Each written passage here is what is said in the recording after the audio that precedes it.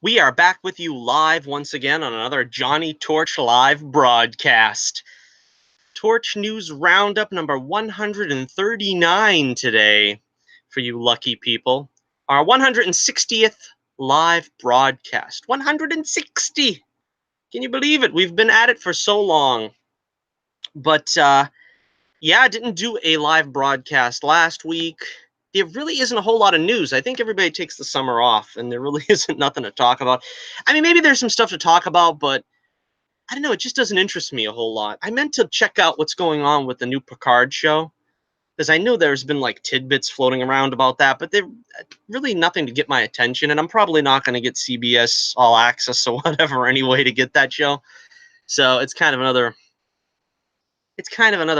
lost cause for me. That's why also I haven't really covered the Swamp Thing cancellation, and that was a lot of crazy stuff going on there. It was a promising looking show apparently, and I don't know, the cast is kind of disenchanted with the producers for just pulling the plug.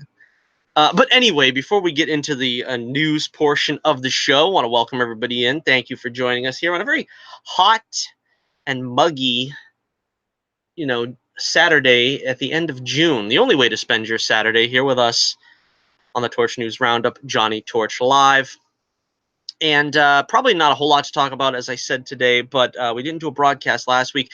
Working hard and diligently on the Bullets Bourbon Chronicles. That's now what we're calling our first graphic novel. It's a three-issue graphic novel that we're putting the whole story together so you can read it all at once. And that's kind of the way I originally intended these books to come out. They're originally, if you look at the pages, before I ink them and everything, they're numbered like pages 1 through 50 and stuff like that. But then if I did them that way, I wouldn't get a book out for probably 3 years. Or maybe a year and a half. I don't know. With the updated software I got now, I can get books out a little bit faster than I used to be able to. But thankfully, I was talking to my editor today, and we are in good shape. It looks like the book should be ready for my next convention appearance. For those of you who are not aware, I will be at Granite State Con this year once again. One of the all-time great cons, the premier con in New Hampshire, in the state of New Hampshire. And I'm looking forward to being there. And of course, I am starting preliminary work on Bullets Bourbon issue 7. We're on the 7th issue already. And I talked a little bit about that this past week on Twitter, which, by the way, check out my Twitter page. You can find the link in the description below. You can also find the link to my website, The Adventures of Bullets Bourbon Comics, for the whole Megillah. I haven't put up, I keep reminding myself to put up some fresh pages in the free preview section. It's tough because I don't really want to give away a whole lot because, I've been showing little bits and pieces of the big action set piece in the middle of the story, which is what we have here in the icon in the middle of the screen right now.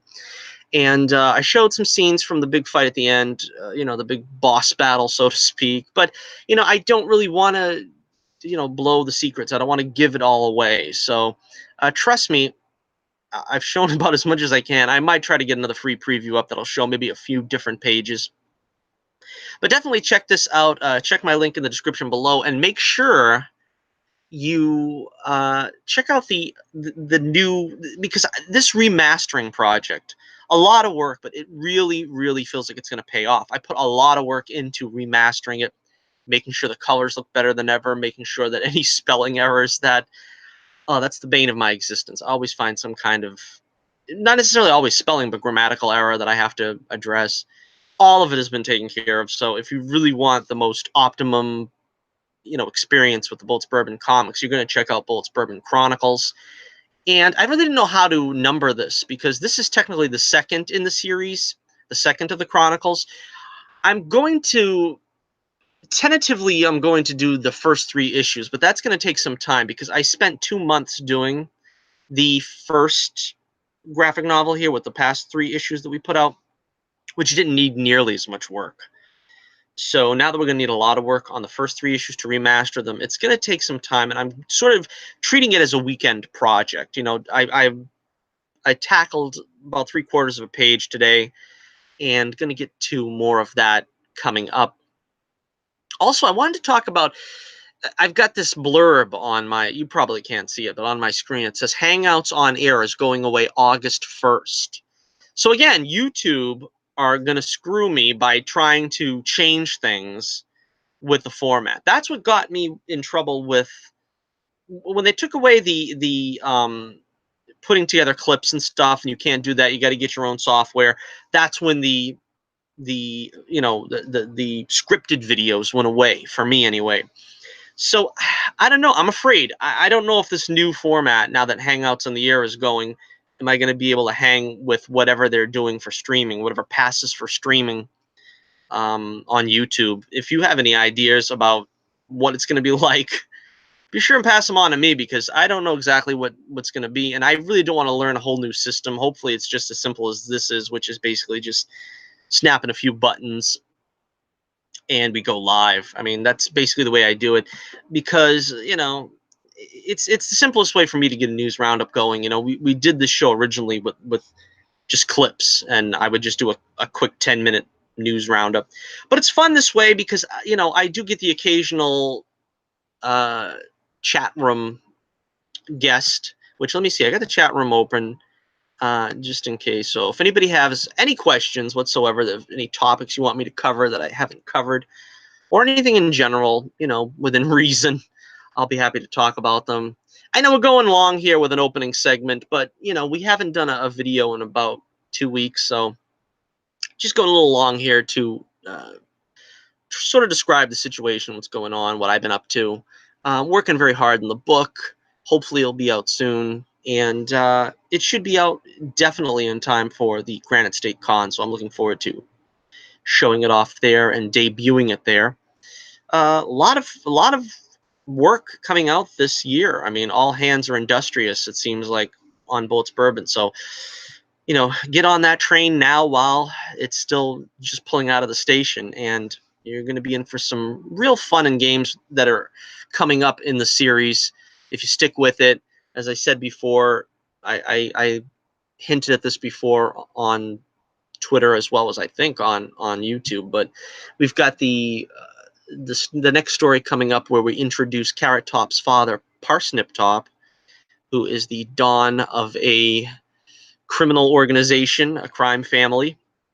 So you get to hear some of Carrot Top's backstory, which is a lot of fun, because um, I like delving into the villains and sort of showcasing them, but I don't really go into their past histories very much. And I think this is something, I mean, like Pencil Neck, for instance, is a villain that comes out of nowhere, and you sort of just accept him on his own terms, that he is what he is. But Carrot Top does have a background. He has a family, how he met Pickle Puss, and all that stuff will probably come out in the series, a little at a time. But we do start with that background here with the next issue with Parsnip Top and the Vegetable Garden Gang, as a gang war is on the horizon between the Vegetable Garden Gang and the Fruit Salad Mob.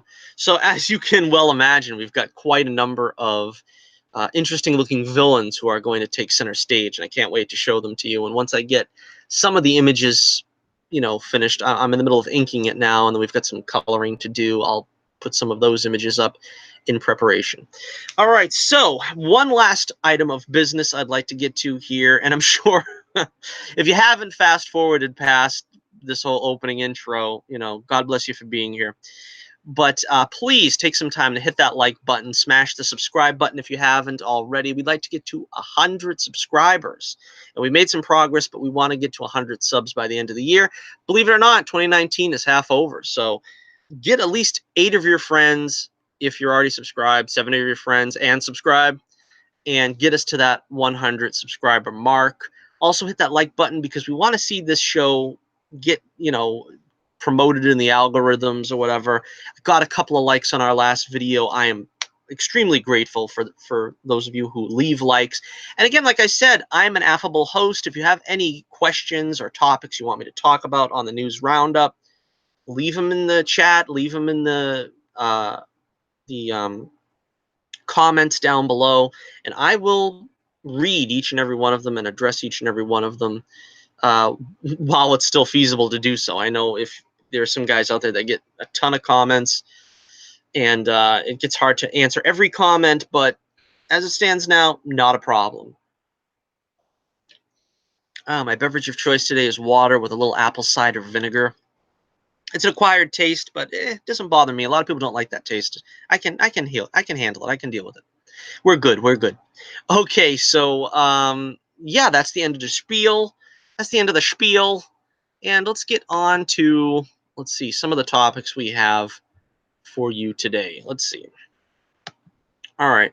First off, this is a very kind of a brief story, but it kind of caught my eye. So let's see. The title for the next Star Wars movie, Episode 9, in Japan is going to be changed. It's not going to be Rise of Skywalker. It's going to be Dawn of Skywalker. I have absolutely no idea why this would change.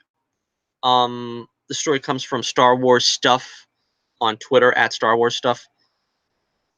Now, I think Rise of Skywalker, I think, works better because it sounds like it's very it recalls the, you know, like Revenge of the Sith with Rise and the birth of Darth Vader and everything. So the Rise of Skywalker sounds a lot better, but Dawn of Skywalker, I don't really know why. Maybe it's just a translation error. You know, it doesn't really capture the same idea because Dawn is sort of the beginning, and Rise kind of means, you know, I think it sort of means like it was there all along, but it kind of comes to forefront. So to say Dawn of Skywalker, it sounds a little different in the meaning. But again, I don't think they were going to go with Dawn of Skywalker because that sounds like something that was used recently. What was it? Dawn of Justice? What was that? Is that that was the tagline for what? Batman v Superman? So yeah, you're going to want to stay away from that because that a divisive movie to say the least. But yeah, not a whole lot to talk about with this, but I just found it interesting that, yeah, the Japanese release is going to be Dawn of Skywalker and not Rise of Skywalker. So let me know what you think about that in the comments below. Is that in any way interesting? Or is that kind of just no? All right, next up, we got something a little bit in the same line here. Not a lot of Star Wars news. I frankly am disheartened with the state of Star Wars, so I don't got a lot to talk about with Star Wars to begin with. But the the origin of Star Wars, if you will, comes from Flash Gordon, and there is apparently going to be a new Flash Gordon movie. We've heard about this before, going back so far as, I don't know, I think Ashton Kutcher was attached to a Flash Gordon movie back in, I don't know, 2004 or something. No movement really on the horizon, but we have reportedly a animated movie in the works. Now, let me just take a moment to gush before we get into the story, but this image on the right side of the picture here of Flash Gordon, that is the beautiful, beautiful animation of Filmation for the Flash Gordon animated series, and it is my favorite all-time animated series. If you haven't checked out this series, what are you waiting for? You have to check this out right now. Even better than the series, because they sort of watered down the series a little bit for the kids. But the series is still great. But if you really want to see it in its full potential, check out on YouTube. There is the actual full-length movie, and then they took the first, the first 4 or 5 episodes of the TV show was a sort of rejiggering of the movie to make it a little less intense, a little more kid-friendly. But yeah, it's very much, you know, I don't want to use the term grown up, but it's like a grown up feature. I mean, you really get the feeling of they weren't dumbing it down for kids. And again, the artwork is beautiful. The women look gorgeous. And, you know, the storyline in the original animated movie had to do with Ming the Merciless and his he was supplying Hitler with weapons and so forth. So a lot of that stuff, obviously, they took out of the cartoon and just made it sort of the more, escapist adventure. But you should definitely check out the the Flash Gordon animated movie on YouTube, if possible, because it is, in my opinion, the greatest work in animation. I think of every show I've seen or every animated movie, I think it is the best. And sadly, I think what happened was, they said this in the documentary, I think Filmation, they really wanted to do it in live action, but they didn't have the funds. And of course, Filmation being a, animated company to begin with, they were easily able to do what would have been at the time, probably a, I don't know, $50 million movie. They could do it in animation without having to spend as much money. And sadly, what we got in live action was it has its fans, the Flash Gordon movie. I mean, it has a lot of things in it that I like. I mean, I like the Queen soundtrack. I bought that, years and years ago because it's so great. And Melody Anderson, of course, I thought was, pitch perfect what you would think of as Dale Arden. She looked exactly like Dale. And, some other things. But unfortunately, the story was a lot more campy because it was written by Lorenzo. Geez, I can't remember his name. The guy that did Batman, the 60s Batman. So obviously, it was more campy and didn't quite hit the same notes that the animated movie made, which was very, like I said, very grown up, very mature telling of the story.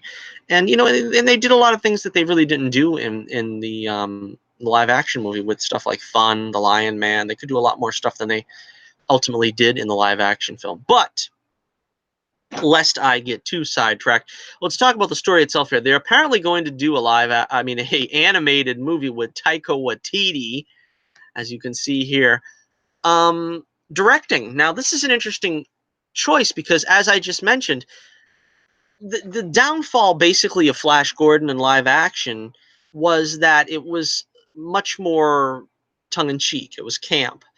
And with Taika Waititi at the helm, I don't really have a very strong feeling that this is going to be successful. I mean, it feels like we're going back again, that they're going to try to redo the 80 film in modern day with Taika Waititi doing basically his shtick, which is sort of the cornball, goofy, what they did basically to Thor Ragnarok. And some of Thor Ragnarok worked for me. I'm not going to pretend like I hated it. I know a lot of people did. I liked it in as much as I felt it worked, but what the problem was for me is that it seemed like they were trying to they tried to run roughshod over what was set up in the previous two films. It was like, Odin, that's done. Let's get rid of him. All right, it's taken care of. Loki, yeah, he's got to do his thing again. Let's just make him do what he usually does. You know what I mean? It didn't really seem like they took a lot of thought with what had come before. It was more just like, well, let's do this Thor adventure, throw the Hulk in there and make some, goofy cornball stuff happen with Jeff Goldblum. You know what I mean? It was fun for what it was. I liked it for what it was, but I understand the people that don't like it for sort of just taking the concept of Ragnarok and making it sort of a Guardians-esque comedy. Anyway, not to belabor the point here. Let's see. Deadline is reporting that Fox Disney has chosen Thor Ragnarok director Taika Waititi to crack a big screen reboot of Flash Gordon. However, rather than being live action, this new take will reportedly be an animated adventure, which the trade says the filmmaker is attached to write and direct. So again, I don't know. I mean, I don't know. I don't know a lot about Taika Waititi's filmography. Is he known to do a serious space opera? I don't know. If he could, I would love to see him direct this. Unfortunately, I think what we're going to get is a Guardians-esque, Thor Ragnarok-esque, Flash Gordon 80-esque comedic romp again, and I don't want to see that. I waited all these years. As a big Flash Gordon fan, I mean, I love Flash Gordon. I got a lot of the old comics. Basically, like I said, that animated series is my favorite series of all time. The first season is exceptional. The second season, they did try to sort of, it became like 10-minute episodes, just 10-minute segments, like two 10-minute segments instead of like an ongoing story, because they did the original, serialization that the serials did, and like Star Wars emulated as well, where it was Chapter 9, Escape of the Cave People, or whatever it was, and it was an ongoing story where you've seen Flash take on, one alien horde from Mongo after another. So again, this doesn't sound promising to me, but let me know what you think in the comments below. Are you excited for a Flash Gordon animated feature? Do you think this will be what I'm suggesting, which is sort of a Guardian-esque, another sort of Flash 80s comedic romp, or do you think this will be something that is more in line with the space opera that, I want to say Flash Gordon is known for, but I think more people sort of equate Flash Gordon with the live action film than the animated series, unfortunately. But let me know what you think in the comments below. And is Taika Waititi the man for the job? I don't know. All right, let's see. Coming up next here, a story that just came out recently. Apparently, the lovely Salma Hayak is joining the Eternals. Yes, the Eternals, MCU's next, I don't know, cosmic film in the cosmic realm there in that side of the MCU. Not a whole lot is known about this film story-wise. We know a couple of cast members have joined already, such as Angelina Jolie. According to the Wrap, the From Dusk Till Dawn actress again, garbage tier, I'm just reading it as it says, is in negotiations to join Angelina Jolie, Richard Madden, and Kumail Nanjiani in the Marvel Studios' Cosmic Adventure, which will be directed by the writers Chloe Zhao. Again, I don't know much about the comic The Eternals, so I really don't know who she would play. There is, I don't know, there's a lot of speculation about what this film is going to be. I honestly don't know anything about the Eternals.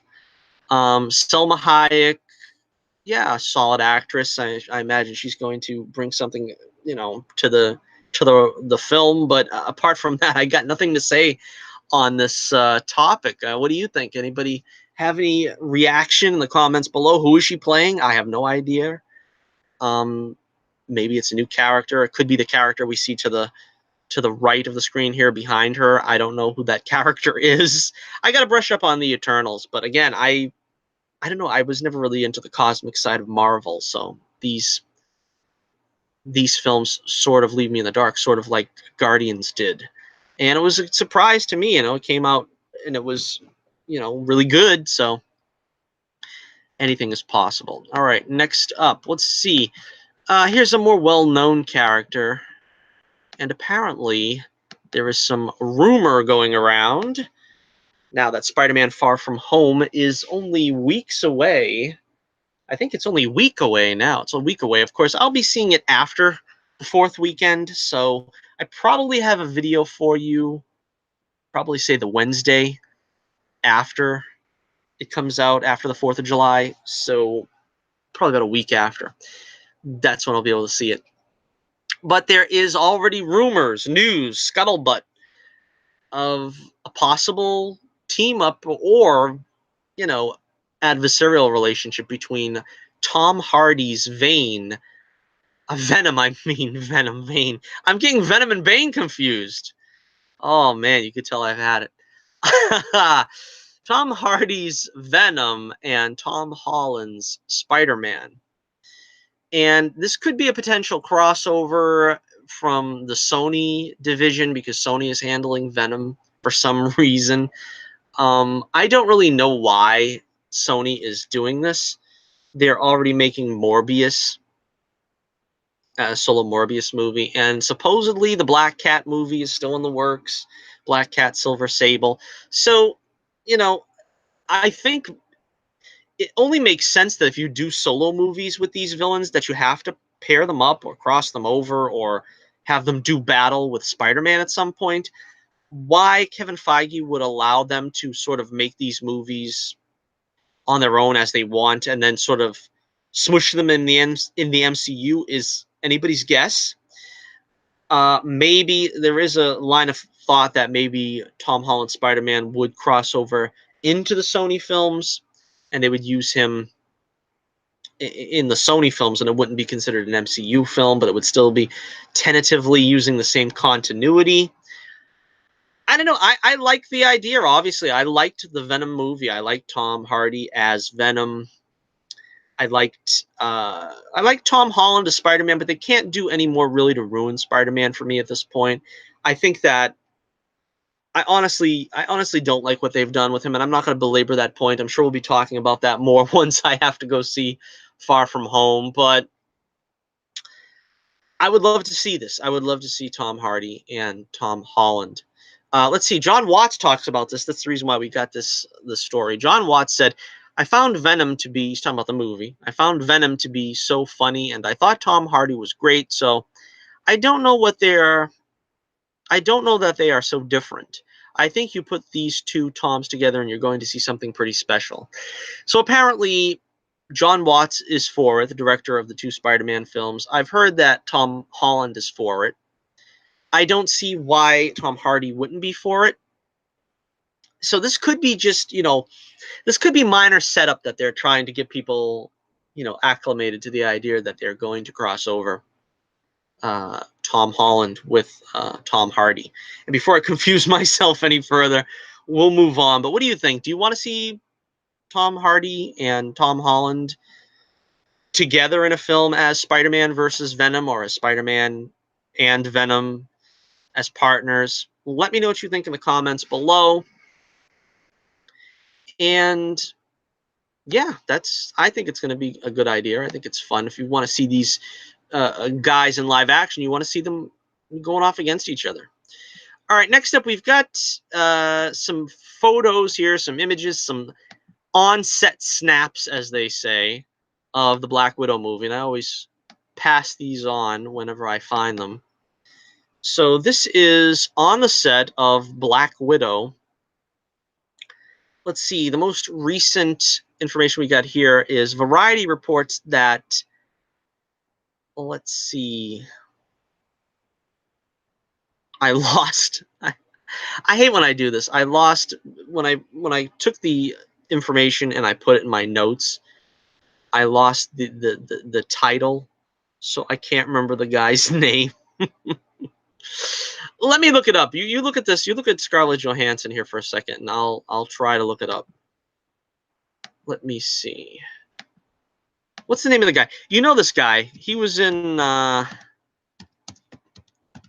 Indiana Jones and the Kingdom of the Crystal Skull as Indy's pal there. All right, there it is. Ray Winstone. That's what I know him as. He was in Kingdom of the Crystal Skull. Remember that? Maybe you don't want to remember that. I don't know. What was his name? Mac. Yeah. So Ray Winstone has joined the cast of the Black Widow. No details on his role are provided. Some recent character breakdowns did mention an older government agent that could serve as a mentor of sorts to Scarlett Johansson's Black Widow. I don't know. Some people are saying this is not going to be set in the 90s, though, as originally, and as the speculation has gone. Let's see. Speculation, because they said that there is some, let's see, shots here of stunt dummies. Stunt dummy riding a motorcycle here. That's another interesting thing. Yeah. All right. So that's supposedly Florence Pugh's character. I think that's how you pronounce her name. And they're going to be riding a motorcycle at some point. So, all right. That's cool. We also have an image of what is apparently the villain of the piece. This looks to me like Cobra Commander. It looks very G.I. Joe-ish, maybe because he's riding a tank. But apparently people are saying this is Taskmaster. And like I said before, I always wanted to see Taskmaster come up against Captain America, and they didn't use him. They used Batroc the Leaper, which I'm glad they at least gave him a role in Winter Soldier. But I don't know. I mean, at least Black Widow is going to be going up against a real comic villain, so I'm happy with that. But again, no word on officially whether this is Taskmaster, but the scuttlebutt going around is that he is the villain in this film, or at least the main villain antagonist. Here's a nice scene, a better scene there. Oh, what is that inside there? Looks like he's got a salami sandwich. I don't know, inside the tank beneath him. I don't know. But that is a boss tank, I got to admit. It looks really cool. I don't know what that word, what's that language that is on the side of that there? Is it German? I'm not sure. Maybe it's Russian.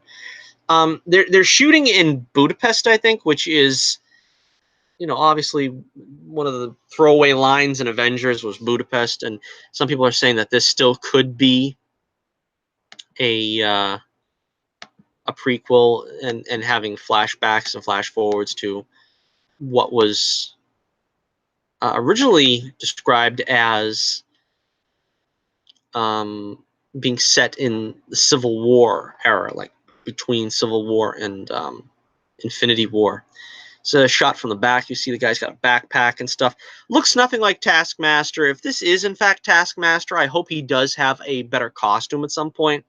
The skull mask is perfect. Now, I know they're probably going to be like, well, Crossbones had sort of like that kind of skull motif looking thing, but he didn't really have a great mask either. So they could afford to do something better with Taskmaster than give him this like Cobra Commander look. And well, all right, gratuitous shot of Scarlett Johansson from the back.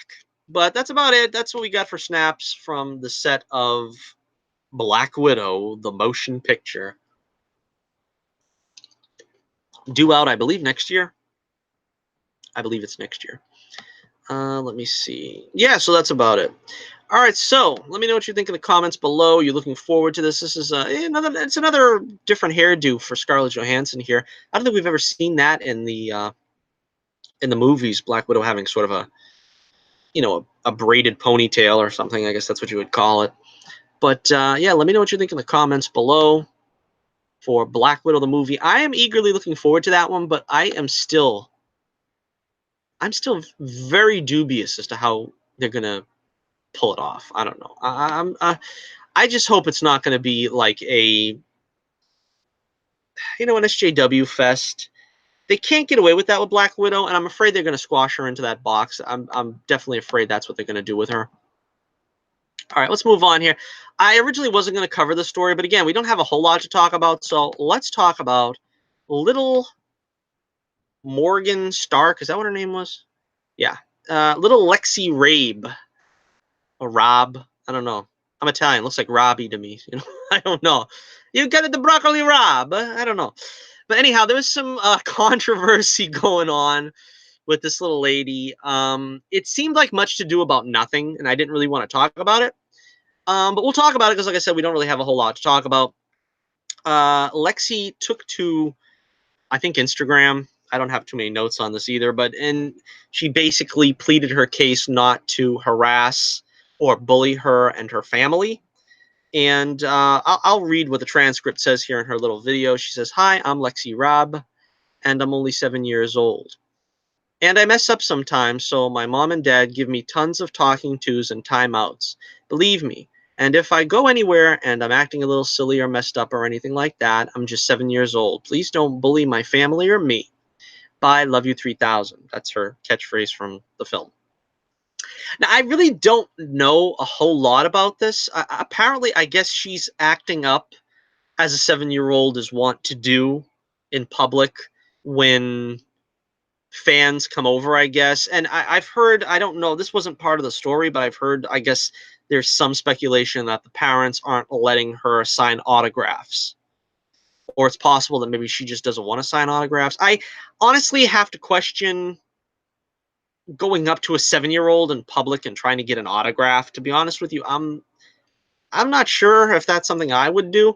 I mean, maybe it depends on the situation. I mean, if you're at a press conference or something like that, and she's there with other stars, I would say, well, yeah, all right, get her autograph the same as you're trying to get Evans and Johansson and but just to kind of try to approach her and her parents on the street, I don't really think that's good form.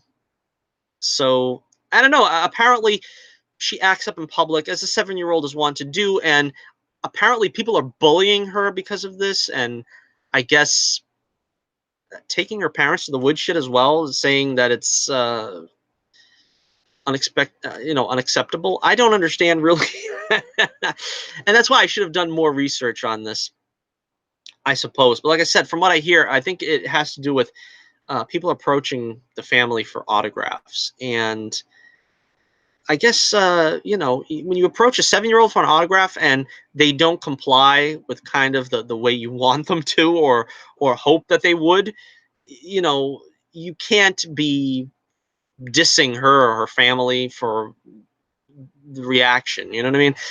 Again, I don't know. Let me know what you think in the comments below. Maybe you could add to my education on this. Uh, Again, I even saw Ethan Van Sciver did a video about this, and I didn't watch it. So I don't really know too much about the background of this, other than what I've read in the brief um, synopsis that I've got here about the transcript, so to speak, of what she said in this video. But yeah, don't be harassing my pal Lexi. Don't be harassing her family. Don't be bullying a 7-year-old. Don't be saying unkind things about her. It reminds me anyway of Jake Lloyd. And you see how screwed up, well, apologies to Jake, but I think by his own admission, he was at a pretty bad place after growing up with people seriously bashing him. See, that's why I know what happened to Jake Lloyd. I really don't know what happened to this lady, this little lady here, because I don't see a lot of people online bashing her that she was a terrible actress or that she did well with the small role she had. And so it wasn't like a Jake Lloyd situation where Jake Lloyd, in my opinion, did a fantastic performance in The Phantom Menace. He played it naturally. You know what I'm saying? He didn't look like an actor. And some people didn't like that. That's what they didn't like about Jake, was that he seemed like he was, very natural about it. If you watch that behind the scenes there, it's called The Beginning. It's the documentary of the filming of The Phantom Menace. You'll see that Jake was the most natural. They had two other actors there, that young actors that were trying for the role, and they treated these lines like it was a Shakespearean soliloquy. You know what I mean? They put way too much gravitas on it, and so when you had Jake come in there, he was refreshing when he was like, I'm a pilot, all my life. He didn't do it like these other kids that treated it as if it was, Sophie's Choice. You know what I mean? The other kids would come in, they'd be like, I'm a pilot, and I'm gonna fly away from this place. You know what I mean? It's too much gravitas. That's why we said Jake was brought in to be a male Shirley Temple. He was brought in, honestly, just so that you could say, boy, how did this cute little kid turn out to be Darth Vader when he grew up? That's all he really needed to be. He wasn't supposed to be this great thespian. And I think he was a good enough actor. I mean, it's arguable, I guess, is a matter of opinion, but I didn't see anything in his performance that kind of betrayed that he was unprofessional or couldn't act. There are a lot of other child actors that are, far more lacking than he ever was, and he got a lot of flack for that as a kid. And I think it was mostly just because, quite honestly, the Star Wars fandom at that time, Phantom Menace wasn't what they wanted. I remember very clearly, because that was back in the day. I was, my favorite movie is Return of the Jedi, and you really couldn't say that to Star Wars fans in those days, because for some reason it was seen as this big, gruff, manly pursuit. And I was like, well, Ewoks are supposed to be cute, aren't they? I mean, that's kind of what they are. They're teddy bears. So to say you hate them and this and that, it's like, you do understand what the concept is, don't you? I mean, they're teddy bears. It's a kid's action movie. I don't get it. And it was sort of the same thing with the backlash to Jar Jar. He was a goofy kid's character. Jake being, a genuine kid in the film. And I think a lot of people just don't know how to react to that. They're like, hey, I'm a tough, manly man. I can't be like, I can't be saying Jake Lloyd is a cute kid. Well, that's kind of what he was hired for. You know what I mean? He was hired to be a cute kid. Ewoks were created to be cute little teddy bears for the kids. You have to accept that if you're a fan. If you're not willing to accept that, then don't bother complaining to me, because that's what the original conception of the of the concept was. That's the original concept. That's what it was designed to be. That's what Jar Jar was designed to be. Cute little goofy, literally Goofy from Goofy in the Disney. It was literally to be Goofy in a Star Wars movie. If you didn't like that, you just didn't embrace the concept. All right, but let's move on now. So let me know if you have, like I said, anything else to add to the story here. Let's see. Next up, we have. Oh, this was really fun to hear. I really liked hearing about this. We've got Who You Gonna Call? That's right, baby, Paul Rudd. Paul Rudd has really become one of my favorite actors, and I don't know. He did like a lot of goofy comedies that I wasn't interested in. I mean, because like I never heard of him. Well, I mean, that's what I'm saying. I'll backtrack that. I heard of him back in the day. Like, there's a goofy comedy out. Yeah, Paul Rudd and whatever, Kate Hudson. Yeah, it looks like a terrible movie. Another rom-com. Yeah, and he was like stuck with so many of these bad comedies for a while, and then he started. Then I recognized him in Ant-Man, and then he did a couple other things which I haven't seen, but I mean his notoriety, so to speak, rose. And now it's like I'm great to see that he is actually getting some pretty choice material to work with here. Ant-Man, like I said, was fantastic. I love both the movies, and I'm really hoping we get an Ant-Man 3. So now he's going to be added to the Ghostbusters franchise. Now, the thing that I'm concerned about with this, the only thing I'm concerned about is I think a lot of people are getting excited, and I wish I could get this excited, that he is going to be a Ghostbuster. I don't think Paul Rudd is going to be a Ghostbuster. Let me see if I can find. I got the notes here that describe his role. Let's see.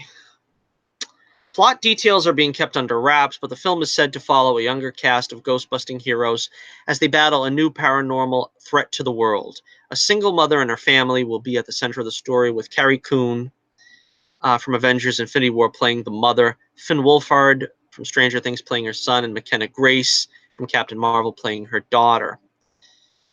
So from what I understand, let's see, further details on Paul Rudd's role are unavailable, but it's believed he'll be portraying a school teacher. So that's kind of what I'm thinking. He's not going to suit up and be a Ghostbuster. Now, I if I were behind this film, if I were making the film, I would have probably cast him as, Ray's son or something. And, he would be the de facto leader of the new Ghostbusters. But from what I understand, they're still going with this concept of we've got junior Ghostbusters. We got 12-year-old Ghostbusters. He's probably going to be the school principal or teacher or something that kind of gives him a hard time. That's what I mean. It's not that easy to get too excited over this. Paul's excited. You look at him, you look at that picture, and you can't help but be excited for him. But I really hope that, yeah, he would strap on a proton pack, maybe be an official Ghostbuster. I hope so. Anyway, let's see. Let's see. Jason Reitman shared the following statement. I've been wanting to work with Paul Rudd since my short film opened for a wet, hot American summer at Sundance. I'm thrilled he'll be joining this new chapter in the original Ghostbusters universe. Yeah, so, I'm excited. A lot of fun. On a related note, the long-awaited true sequel to the original duology is now operating under a new title, Ghostbusters 2020. Yeah, that's a catchy title. I've got nothing against it. It kind of beats Ghostbusters 3 because nobody knows yet how closely this is going to be tied to Ghostbusters 1 and 2. Yeah, as it says here, original cast members Bill Murray, Dan Aykroyd, Ernie Hudson, and Sigourney Weaver have been rumored to reprise their roles, but no confirmation has been provided by the director or studio just yet. Reitman co-wrote the script with Gil Keenan from Monster House. Production is expected to begin this summer with the July 10th, 2020 release date already set. Again, hopefully it makes that release date. They got a year to go. And hopefully, you know, it won't have to be pushed aside for another year, and it won't be 2020 Ghostbusters. It'll be Ghostbusters 2021. But what do you think of this? Let me know what you think. Also, there was some stuff going on. They had a Ghostbusters convention a couple of weeks back, and I was watching some of it on YouTube. You can check that out as well, where they were showing. They had a like a conversation between Ivan Reitman, the original director for Ghostbusters 1 and 2, and Jason, his son, for the directing the Ghostbusters 3, Ghostbusters 2020. And they showed some like excised footage, some stuff from the film, the original Ghostbusters, behind the scenes stuff. So it's really cool if you want to check out, if you're a Ghostbusters fan like I am of the original films, you want to check out, some cool outtakes, behind the scenes stuff. And an interesting conversation between the two guys. Yeah, check it out. I didn't see the panel of the original cast. I think the original cast was there, except for Bill Murray, of course. I'm not sure. The surviving members of the cast, of course. But yeah, you can check that out. So let me know what you think in the comments below about Paul Rudd trading in his Ant-Man suit for a Ghostbusters suit. We hope. Again, like I said, I don't think it's going to happen, but let me know what you think. All right, and finally, our final story of the evening. We've got the skinny. We got the lowdown on the Avengers Endgame DVD/Blu-ray. Now, it's going to come out August 13th, which is pretty cool because that's not that far away. And I'm honestly looking forward to doing the whole series. I haven't watched the whole series since, geez, I don't know. Maybe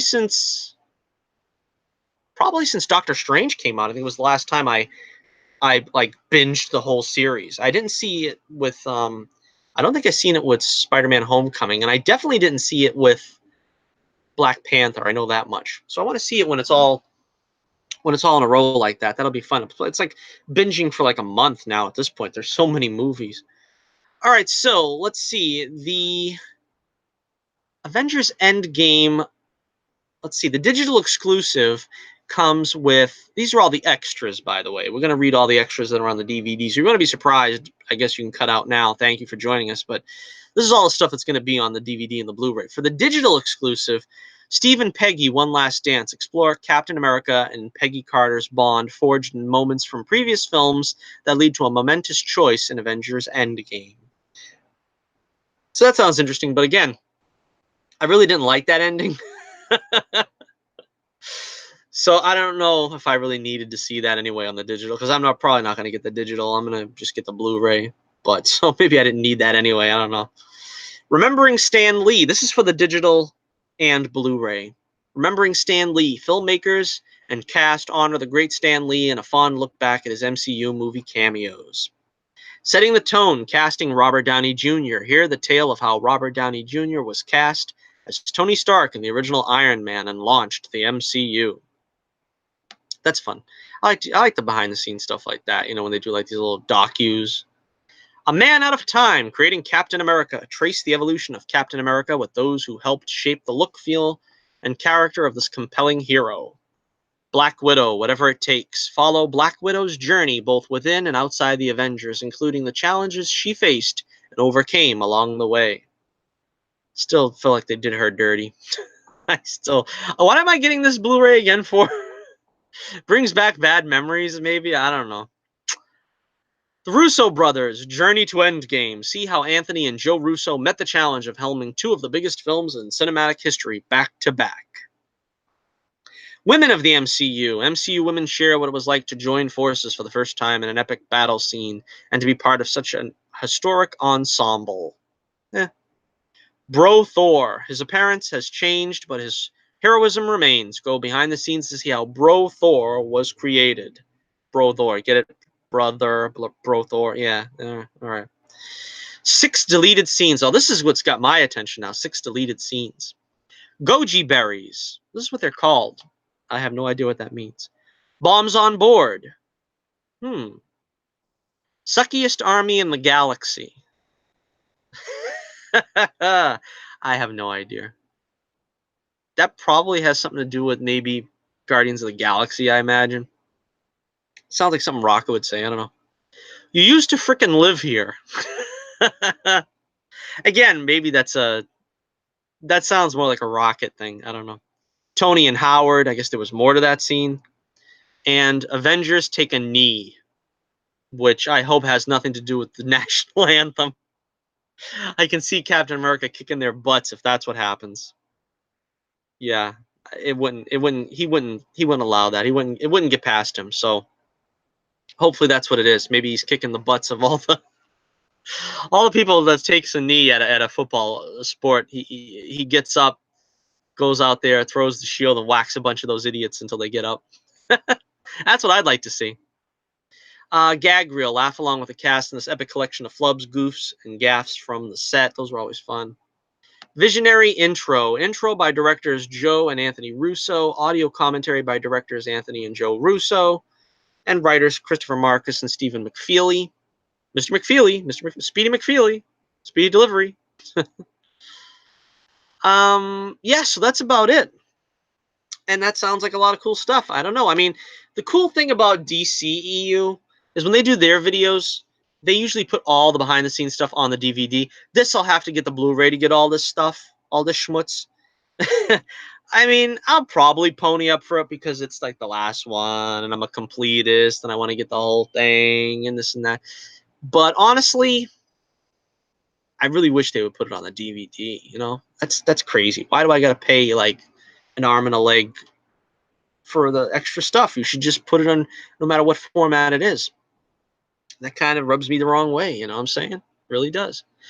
All right, so there's our show for you this week, ladies and gentlemen. Thank you for stopping by and being here with me here on the only way to spend your Saturday here with us on Johnny Torch Live and the Torch News Roundup. Once again, I want to thank you once again. But let's see, probably the Wednesday after the 4th of July, I imagine, is when I'll be doing the Spider-Man Far From Home review. I am looking forward to that. Even though I'm not looking forward to the movie, I'm looking forward to doing the video. I am going to go in there with an open mind, though. I really, if nothing else, I love Tom Holland as Spider-Man. He is fine. It's the rest of the movie I'm concerned about. Well, except for Jake Gyllenhaal's Mysterio. I love Mysterio, and Jake Gyllenhaal looks like a great, fit to the character. So I'm looking forward to seeing that. It's like Homecoming. If nothing else, I loved seeing Michael Keaton and Tom Holland. So here in this case, we got Jake Gyllenhaal and Tom Holland. We'll see how it goes from there. I want to wish you all a very happy and safe 4th of July. Happy Independence Day. Go out there and celebrate your independence safely, hopefully. And, doing the firework thing, that's fine. I believe very strongly that you should have the freedom to shoot off fireworks for the 4th of July. Just be, common sense and take precautions not to injure anybody. Also, want to check out the link in the link in the description below for the website, The Adventures of Bullets Bourbon Private Eye. You can check out my link to my Twitter page as well in the description below. Please leave me a comment if you watched the show and your opinions on what we talked about today, Ghostbusters 2020. What do you think about the Avengers Endgame DVD and Blu-ray? All that stuff. Let me know what you think in the comments below. Also, hit that like button, share the video wherever you can, and subscribe if you haven't already. Thank you once again for joining me. Probably we'll do another Torch News Roundup next Saturday. I don't think I've got any plans for next Saturday, the 4th of July weekend, that will impede me doing another Torch News Roundup. Again, it depends on, it honestly depends on the news items that I've got to cover. If there's not much news, might take it off. But chances are there'll probably be something to talk about next Saturday. So until next we meet, this is Johnny Torch reminding you once again, keep the flame burning brightly, and I'll be with you again real soon.